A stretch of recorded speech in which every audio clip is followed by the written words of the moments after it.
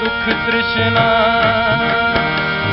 जाति मरण और सुख दुख तृष्णा, मन संसार समुंदर पार भरे, पार गते मन, पार गते मन, पार गते मन, पार गते मन, पार गते मन, पार गते मन, पार गते। जब आप ऐसी धरती पे जन्म लेते हैं जहां आपकी एक लंबी परंपरा है, जो कि आपको जीवन के हर क्षेत्र में कैसे हम प्रेम को समझ सकते हैं, और समझना ही नहीं बल्कि प्रेम को कैसे जी सकते हैं, उसकी एक लंबी विरासत है हमारे पास।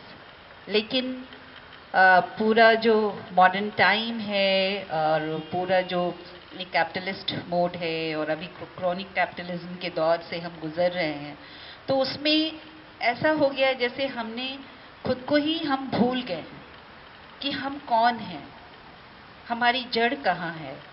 तो ऐसा है जैसे कि हम भक्ति वर्सिटी ऐसे ही है जैसे कि आईने के सामने खड़े होकर अपने आप को देखना, अपने को समझना, अपने को निरखना, अपने को परखना कि हम ये हैं। और वो आईना कौन है? तो मुझे लगता है भक्ति वर्सिटी के लिए और हम सब के लिए वो आईना हो सकता है हमारा भक्ति मूवमेंट, जो बहुत पूरे पैन इंडियन उसमें होता है, बहुत लंबे समय में होता है। वो साउथ से शुरू होके फिर नॉर्थ आता है और सारी भाषाओं में होता है। और हम जिसकी भी बात करें, मतलब एक जो वननेस की अगर हम स्पिरिचुअल टर्म में बात करें, रिलीजन के टर्म में बात करें, तो वननेस जो है वही जो है हमारे जीवन का लक्ष्य होना चाहिए, या उसी की तलाश में हम तरह तरह की चीज़ें करते हैं, जीवन के विभिन्न दौर से गुजरते हैं। तो भक्ति मूवमेंट में पहली बार मुझे ऐसा लगता है हमारे जो सबसे नियरेस्ट हिस्ट्री है उसमें जेंडर, क्लास, कास्ट, नस्ल, भाषा, सबकी दीवारें भरभरा कर टूट जाती हैं। चाहे लोग हंसे या बोल कसे, लोग हंसे या बोल कसे, हटियंतस भेद न होई, जानो साचो भक्ति, जानो साचो भक्ति, मन कर्पण।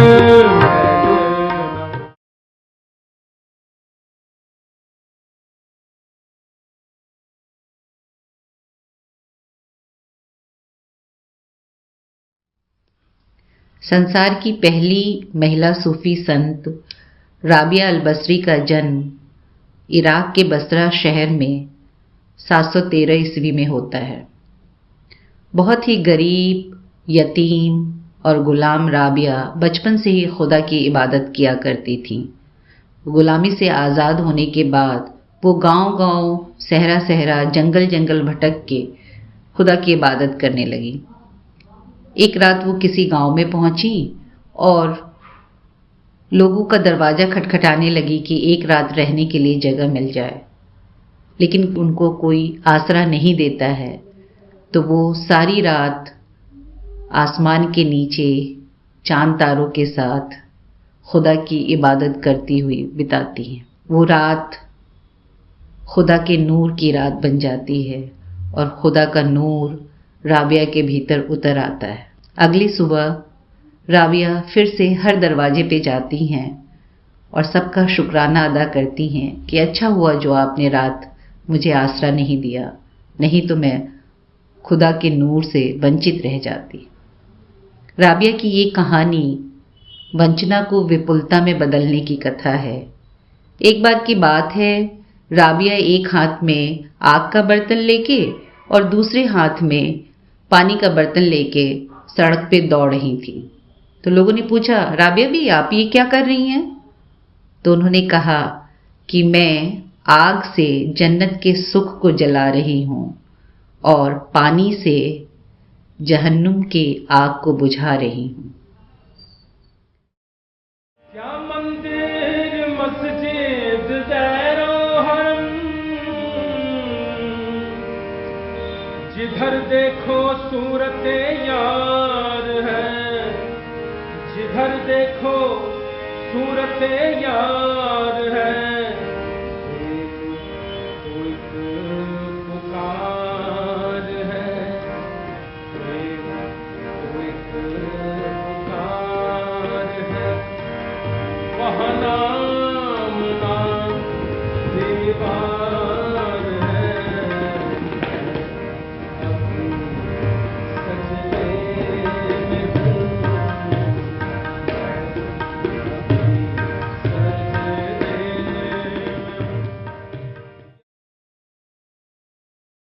एक बार राबिया से किसी ने पूछा कि राबिया भी, आप क्या खुदा से इश्क करती हैं? तो उन्होंने कहा कि हाँ, मैं खुदा से बेइंतहा मोहब्बत करती हूँ। तो उस व्यक्ति ने पूछा, क्या आप शैतान से नफरत करती हैं? तो उन्होंने कहा कि खुदा की मोहब्बत से मुझे फुर्सत ही कहाँ है कि किसी और बात को सोचूं। तो चाहे भक्ति परंपरा हो, चाहे सूफी परंपरा, दोनों ही हमें प्रेम और केवल प्रेम करना सिखाती हैं। आजकल जो है भक्ति एक फैशन की तरह भी है कि बहुत सारे लोग भक्ति के इनर वर्ल्ड की अनुभूति करने के लिए बाहरी आलंबन पे निर्भर करते हैं, ड्रग्स पे और भी तरह के नशे पे। तो मैं कहूँगी ये संसार से पलायन का नाम है। जब हम प्रेम करने की अपनी शक्ति को महसूस नहीं कर पाते, अपनी ज़िंदगी का सामना नहीं कर पाते, तो इसमें जाते हैं। अगर आपको सच में सच्ची भक्ति अनुभव करना है, प्रेम की अपनी क्षमता को अनुभव करना है, तो इन बाहरी आलंबनों से अलग होना होगा। अपनी आंतरिक क्षमता पे, अपने भीतर वो नशा पैदा करना होगा। और प्रेम के नशा से बढ़ के तो कोई नशा होता ही नहीं।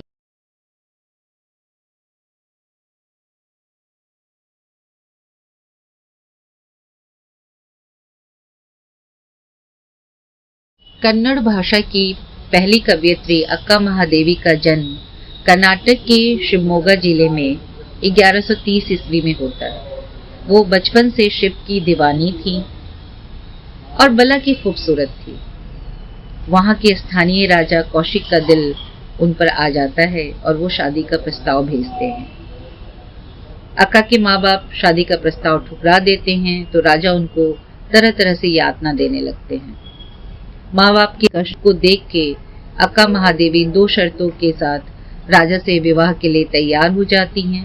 पहली शर्त ये कि वो जिस देवता को चाहेंगी उसी की पूजा करेंगी, और दूसरी ये कि राजा बिना उनकी मर्जी के उनसे संबंध नहीं बनाएगा।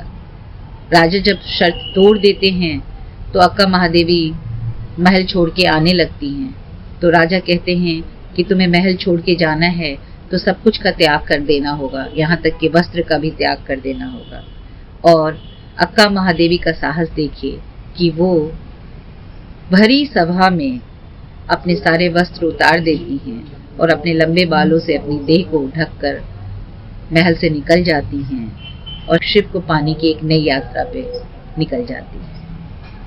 के नाम से जानते हैं, पर अक्का तो मैं बाद में हुई, पहले तो मैं बस महादेवी थी। आपको पता है हम यहाँ जहाँ बैठे हैं, यहाँ से 2000 किलोमीटर दूर शिवमोगा जिले में मेरा गांव है, उदंतरी। और पता है हमारे गांव में शिव का एक बहुत अद्भुत मंदिर है। शिव का ऐसा रूप शायद ही कहीं और दिखे जैसा हमारे गांव में दिखता है। चैन्न मल्लिका अर्जुन, चमेली के समान सुंदर और सुगंधित। माँ बाबा तो पहले से ही शिव के भक्त थे। माँ हर रोज सुबह सुबह शिव के मंदिर जाती और मैं अपनी नन्ही उंगलियां उनके हाथ में डाल उनके साथ चल पड़ती। माँ मंत्र पढ़ती, पूजा करती, आरती उतारती और मैं तो बस शिव को निहारती रहती। क्या अद्भुत सौंदर्य था। उस प्रतिमा को देखते देखते मेरी आंखें, मेरी नन्ही बच्ची की आंखें फटी की फटी रह जाती। क्या रूप था, उस रूप का क्या सौंदर्य था। न जाने कब शिव की प्रतिमा को देखते देखते वक्त बीतता गया। माँ ने मेरे बचपन में आंगन में जो छोटा सा नीम का पेड़ लगाया था, वो नीम का पेड़ धीरे धीरे धीरे बड़ा हो गया था। उसमें निमोरी भी आने लगी थी।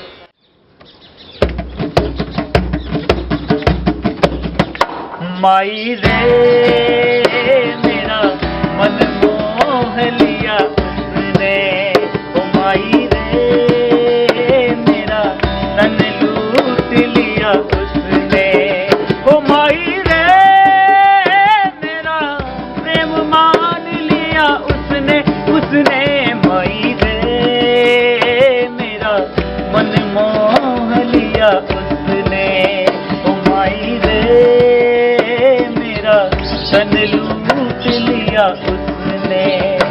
मेरे जीवन का बना रे आधार वही, ओ चैन मल्लिका अर्जुन की, हुई में मेरा प्राण वही, ओ मेरे जीवन का बना रे आधार वही, ओ चैन मल्लिका अर्जुन की, हुई रे मेरा प्राण वही, ओ मैं तो हुई पिया की प्यारी रे, चैन मल्लिका अर्जुन की प्यारी रे, ओ मैं तो हुई पिया की प्यारी रे, चैन मल्लिका अर्जुन की प्यारी रे, ओ मोह पे जादू कर दिया रे उसने उसने माई रे।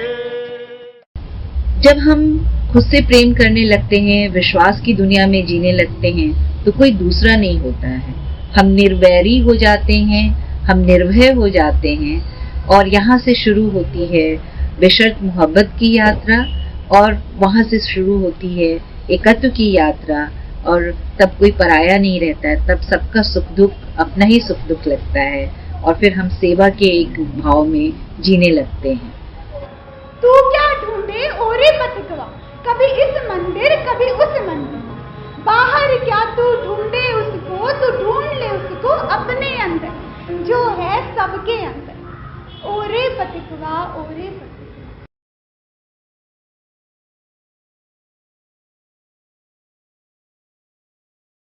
सुन रे मानुष भाई, सवार ऊपर मानुष सत्य, तहार ऊपर किछु नाही।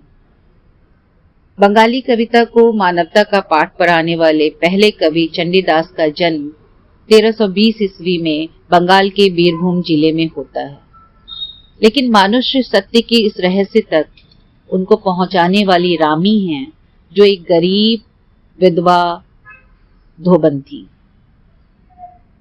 चंडीदास रामी की प्रीत में ही प्रेम के मर्म को समझ पाते हैं, और उसकी प्रीत के जरिए ही कृष्ण और राधा की प्रीत तक पहुंच जाते हैं, और कृष्ण और राधा के प्रेम की अतुलनीय कविताएं रचते हैं। लेकिन ये दुनिया जो है वो धोबन रामी और ब्राह्मण चंडीदास के प्रेम को स्वीकार नहीं कर पाता है, उन्हें तरह तरह से सताया जाता है। लेकिन प्रेम के ये दो पंछी कभी हार नहीं मानते हैं, और एक दिन गांव छोड़कर अपनी एक नई यात्रा पर निकल जाते हैं।